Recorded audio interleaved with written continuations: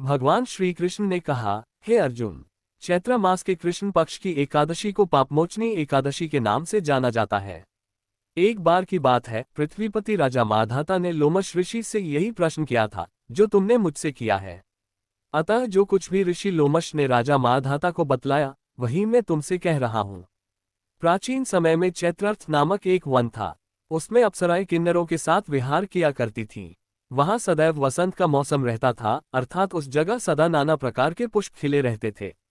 कभी गंधर्व कन्याएं विहार किया करती थीं, कभी देवेंद्र अन्य देवताओं के साथ क्रीड़ा किया करते थे। उसी वन में मेधावी नाम के एक ऋषि भी तपस्या में लीन रहते थे।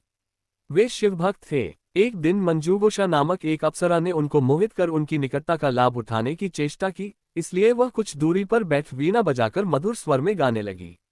उसी समय शिवभक्त महर्षि मेधावी को कामदेव भी जीतने का प्रयास करने लगे। कामदेव ने उस सुंदर अप्सरा के भ्रू का धनुष बनाया, कटाक्ष को उसकी प्रत्यंचा बनाए और उसके नेत्रों को मंजूगोषा अप्सरा का सेनापति बनाया। इस तरह कामदेव अपने शत्रु भक्त को जीतने को तैयार हुआ।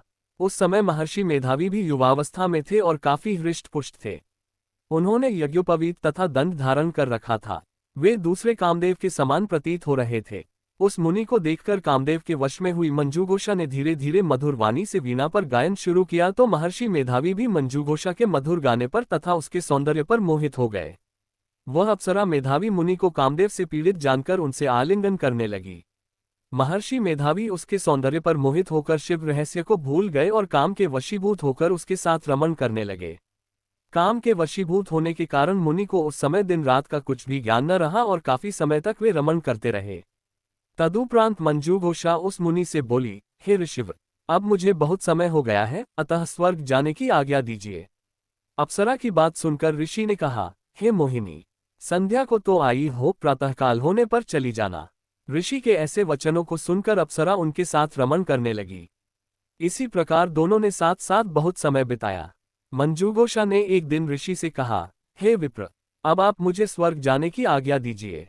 मुनि ने इस बार भी वही कहा, हे रूपसी, अभी ज्यादा समय व्यतीत नहीं हुआ है, कुछ समय और ठहरो। मुनि की बात सुन अप्सरा ने कहा, हे ऋषिवर, आपकी रात तो बहुत लंबी है। आप स्वयं ही सोचिए कि मुझे आपके पास आए कितना समय हो गया। अब और ज्यादा समय तक ठहरना क्या उचित है। अप्सरा की बात सुन मुनि को समय का बोध हुआ और वह गंभीरतापूर्वक विचार करने लगे। जब उन्हें समय का ज्ञान हुआ कि उन्हें रमण करते 57 वर्ष व्यतीत हो चुके हैं तो उस अप्सरा को वह काल का रूप समझने लगे। इतना ज्यादा समय भोग विलास में व्यर्थ चला जाने पर उन्हें बड़ा क्रोध आया। अब वह भयंकर क्रोध में जलते हुए उस तप नाश करने वाली अप्सरा की तरफ भरीकुटी तानकर देखने लगे। क्रोध से उनके अधर कांपने लगे और इंद्रियां बेकाबू होने लगीं। क्रोध से थरथराते स्वर में मुनि ने उस अप्सरा से कहा, मेरे तप को नष्ट करने वाली दुष्टा, तू महापापिन और बहुत ही दुराचारिणी है, तुझ पर धिक्कार है। अब तू मेरे श्राप से पिशाचिनी बन जा। मुनि के क्रोधयुक्त श्राप से वह अप्सरा पिशाचिनी बन गई। ये देख वह व्यथित होकर बोली, हे ऋषिवर, अब मुझ पर क्रोध त्याग कर प्रसन्न होइए और कृपा करके बताइए कि इस शाप का निवारण किस प्रकार होगा। विद्वानों ने कहा है, साधुओं की संगत अच्छा फल देने वाली होती है और आपके साथ तो मेरे बहुत वर्ष व्यतीत हुए हैं, अतः अब आप मुझ पर प्रसन्न हो जाए, अन्यथा लोग कहेंगे कि एक पुण्य आत्मा के साथ रहने पर मंजूगोषा को पिशाचिनी बनना पड़ा।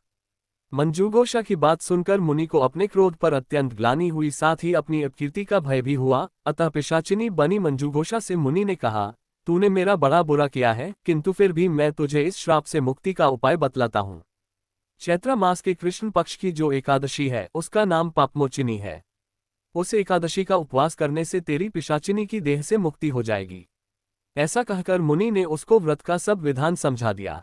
फिर अपने पापों का प्रायश्चित करने के लिए वे अपने पिता च्यवन ऋषि के पास गए। च्यवन ऋषि ने अपने पुत्र मेधावी को देखकर कहा, हे पुत्र, ऐसा क्या किया है तूने कि तेरे सभी तप नष्ट हो गए हैं, जिससे तुम्हारा समस्त तेज मलिन हो गया है। मेधावी मुनि ने लज्जा से अपना सिर झुकाकर कहा, पिताश्री, मैंने एक अप्सरा से रमण करके बहुत बड़ा पाप किया है। इसी पाप के कारण संभवतः मेरा सारा तेज और मेरे तप नष्ट हो गए हैं। कृपा करके आप इस पाप से छूटने का उपाय बतलाइए। ऋषि ने कहा, हे पुत्र, तुम चैत्र माह के कृष्ण पक्ष की पापमोचिनी एकादशी का विधि तथा भक्तिपूर्वक उपवास करो, इससे तुम्हारे सभी पाप नष्ट हो जाएंगे। अपने पिता च्यवन ऋषि के वचनों को सुनकर मेधावी मुनि ने पापमोचिनी एकादशी का विधिपूर्वक व्रत किया। उसके प्रभाव से उनके सभी पाप नष्ट हो गए। मंजूघोषा अप्सरा भी पापमोचिनी एकादशी का उपवास करने से पिशाचिनी की देह से छूट गई और पुनः अपना सुंदर रूप धारण कर स्वर्गलोक चली गई। लोमश मुनि ने कहा, हे राजन, इस पापमोचिनी एकादशी के प्रभाव से समस्त पाप नष्ट हो जाते हैं। इस एकादशी की कथा के श्रवण व पठन से 1000 गोदान करने का फल प्राप्त होता है। इस उपवास के करने से ब्रह्म हत्या करने वाले, स्वर्ण चुराने वाले, मद्यपान करने वाले, अगम्यागमन करने वाले आदि भयंकर पाप भी नष्ट हो जाते हैं और अंत में स्वर्गलोक की प्राप्ति होती है।